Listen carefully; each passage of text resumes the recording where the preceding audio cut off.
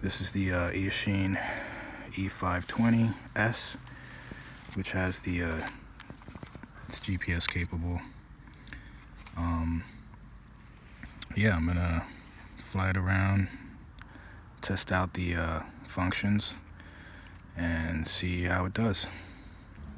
Now today I didn't bring any heavy equipment.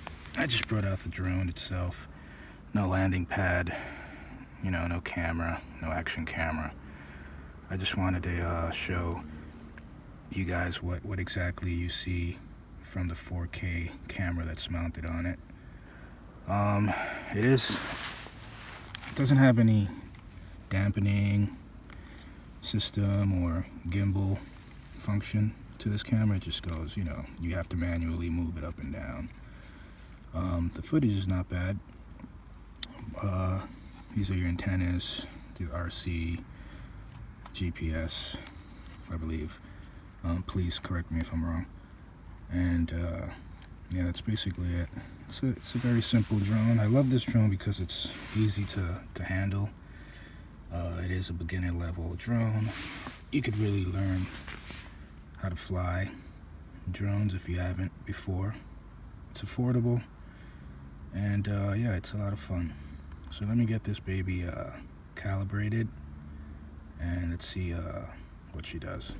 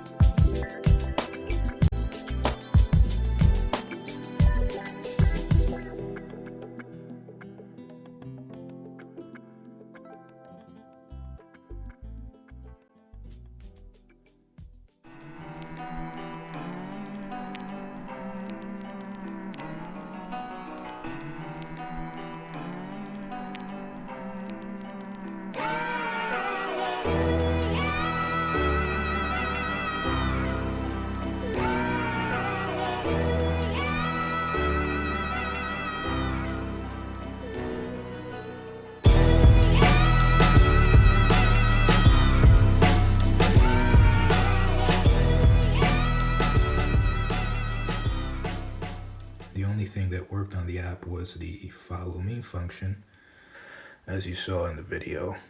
But now I'm led to believe, I'm assuming now that the problem is the back propeller. So let me show you guys real quick. Hold on one second.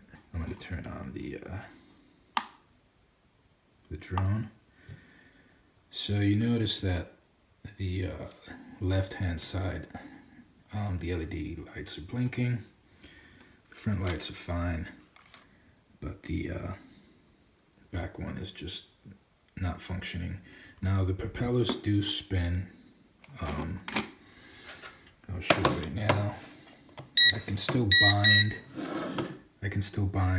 the quadcopter with the remote. But you do see that this propeller here seems to be a little bit rotating less than the other four, and it just automatically turns off.